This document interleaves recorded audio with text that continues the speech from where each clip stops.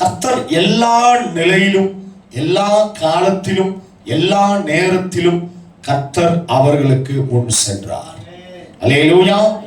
கர்த்தருடைய வார்த்தை சொல்கிறது, 40 வருட காலங்கள் வரைக்கும் கர்த்தர் அவர்கள் முன்னிலையிலே, அவர்கள் முன்பாக அவர் கடந்து போய் கொண்டே இருந்தார். அல்லேலூயா. அவருடைய மகிமை அவர்களை விட்டு விலகவில்லை. உண்மையாகவே இது நமக்கு இன்றைக்கு இது நமக்கு ஒரு உதாரணம். கவனிங்க, இன்றைக்கு அநேக காரியங்களை நாம் முன்னெடுக்கிறோம். கர்த்தருடைய ஊழியங்களா இருந்தாலும் சரி, தேவனுடைய காரியங்களா இருந்தாலும் சரி, கர்த்தர் உண்மையாகவே நம்முடைய வாழ்க்கையிலே கர்த்தர் செய்ய வேண்டி இருக்கிற காரியங்களை நாம் எதிர்பார்க்கிறோம், விசுவாசிக்கிறோம். ஆனால் பலவிதமான தடைகளை பிசாசு உண்டு பண்ணுகிறோம். கவனிங்க, இந்த தடைகள் என்று சொல்லும் போது இது கர்த்தர் விசுவாசிகளுக்கு மாத்திரம்தான். தேவனை அறிகிற பிள்ளைகள் எல்லாரும் தயவு செய்து கவனிங்க, இந்த தேவனை அறிகிற பிள்ளைகளுக்கு, குறிப்பிட்ட நபர்களுக்கு தான் இப்படிப்பட்ட காரியம் உண்டாகுது என்று நாம் நினைக்க வேண்டாம். ஆண்டவராக இயேசு கிறிஸ்துவுக்கே இந்த பூமியிலே அவர் பிறப்பதற்கு பிசாசு தடைகளை உண்டு பண்ணினார். அல்லேலூயா.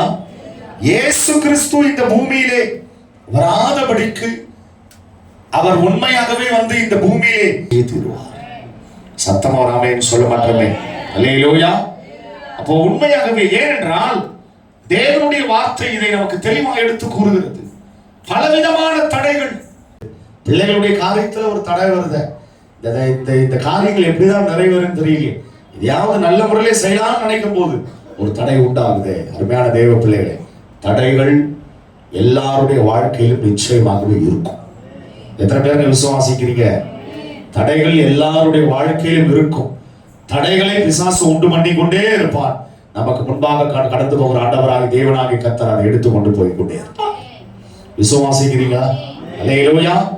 அதுக்காக நம்ம என்ன சொல்லக்கூடாது, என் வாழ்க்கையில் தடையே உண்டாக கூடாது அப்படி நம்ம சொல்லலாமா?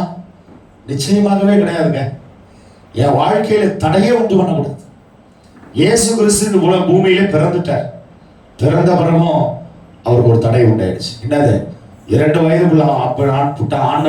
வயதுக்குட்பட்ட ஆண் பிள்ளைகள் எல்லாரையும் கொன்று போடுகிறார்.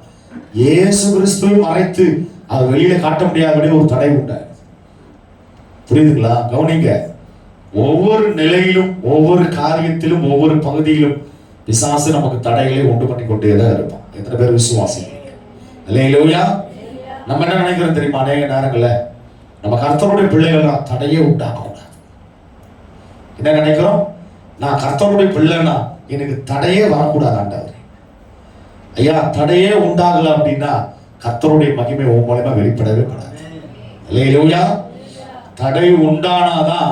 இப்போ பேச்சு சொல்றேன், இஸ்ரவேல் ஜனங்க நான் இந்த எகிப்து தேசத்திலிருந்து புறப்பட்டு ஒரு தடையும் இல்லாம நேர கொண்டு போய் அவங்க நேர 40 வருடம் கூட ஆகட்டுமே, நேரா கொண்டு போய் கானான் தேசத்துல சேர்த்தா அவங்க என்ன நினைச்சிருப்பாங்க சொல்லுங்களேன்? அவங்க என்ன பண்ணிருப்பாங்க? ஏதோ எகிப்து தேசத்திலிருந்து இந்த தேசத்துல கொண்டு வந்து விட்டுட்டார், அவ்வளவுதான். நடுவுல கர்த்தர் என்னென்ன காரியங்கள் செய்தார் என்பதை ஜனங்க பார்த்திருக்கவும் முடியாது, விசுவாசிக்கவும் முடியாது. தேவனுடைய நாமம் மகிமைப்பட்டு இருக்காது, தேவனுடைய கரம் வெளிப்பட்டு இருக்காது. அல்லேலூயா. அப்ப நல்லா கவனிங்க, அநேக நேரங்கள்ல நம்ம உண்மையாகவே நம்ம சோர்ந்து போகிறதுக்கு காரணம் இந்த தடை தான். அல்லேலூயா. நம்ம சோர்ந்து போகிறதுக்கு காரணமே இந்த தடைகள் தான். ஒரு கால் எடுத்து வச்சா ஒரே நல்லா போற மாதிரி ஆரம்பிச்சதுங்க. ஆனா திடீர்னு ஒரு பிரச்சனை வந்துருச்சு. அதுல இருந்து மீளவே முடியல. அடுத்தது என்ன செய்யறதுன்னு கூட தெரியல. அடுத்தது என்ன காரியம் நடப்பிக்கிறதுன்னு தெரியலையே. அருமையான தெய்வ பிள்ளைகளே, இது நமக்கு மாத்திரம் இல்லைங்க, தேவனாகிய கர்த்தரை அறிந்த எல்லா பிள்ளைகளுக்கும் தடைகள் உண்டாகும். அல்லேலூயா. தடையே என் வாழ்க்கையில இல்லை அப்படின்னா உண்மையாகவே கர்த்தருடைய அசைவாடுதலை உங்க வாழ்க்கையில நீங்க பார்க்கவே முடியாது. எத்தனை பேர் விசுவாசிக்கிறீங்க? எத்தனை பேர் ஆமென் சொல்றீங்க?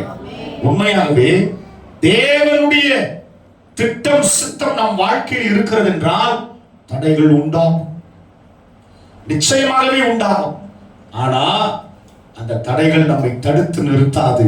நமக்கு முன்பாக செல்கிற தேவனாகிய கர்த்தர் அதை உடைத்து போடுவார். அல்லேலூயா. அவன் தடைகளை உண்டு பண்றதுதான் அவனுடைய வேலையே. பிசாசுக்கு முழு நேர வேலையை தடைகளை உண்டு பண்றதுதான். நம்முடைய தேவனாகிய கர்த்தர் அதை உடைக்கிறது தான் அவருடைய. எத்தனை பேர் விசுவாசிக்கிறீங்க சொல்லுங்க. எங்களுக்கு முன்பாக கடந்து போகிற கர்த்தர் தடைகளை உடைத்து போடுவார். இந்த வார்த்தை இப்படியாக சொல்லுகிறது, தடைகளை நீக்கி போடுகிறவர் அவர்களுக்கு முன்பாக நடந்து போகிறார். அருமையான தேவ பிள்ளைகளே, தேவனாகிய கர்த்தர் ஆண்டவராகிய இயேசு கிறிஸ்து இந்த பூமியிலே வரக்கூடாது என்பதற்கான தடைகளை உண்டு பண்ண போதிலும் கர்த்தர் தீர்க்க தரிசனமாய் ஒரு வார்த்தை எடுத்துரைத்திருக்கிறார். வாசிப்போம். ஏசாயா தீர்க்க தரிசன புஸ்தகம் 11வது அதிகாரம்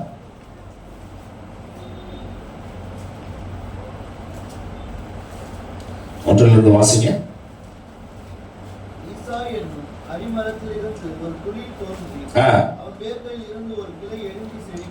கர்த்தருடைய பரிசுத்த நாமத்திற்கு ஸ்தோத்திரம்.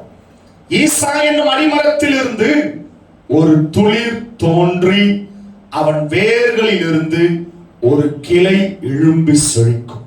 அல்லேலூயா. அருமையான தெய்வ பிள்ளைகளை, இந்த ஜூன் மாதத்தில் உங்கள் ஆசீர்வாதத்தின் கிளைகளை, ஒரு ஆசீர்வாதத்தின் துளிர்களை உங்கள் கண்கள் காணப்படும்.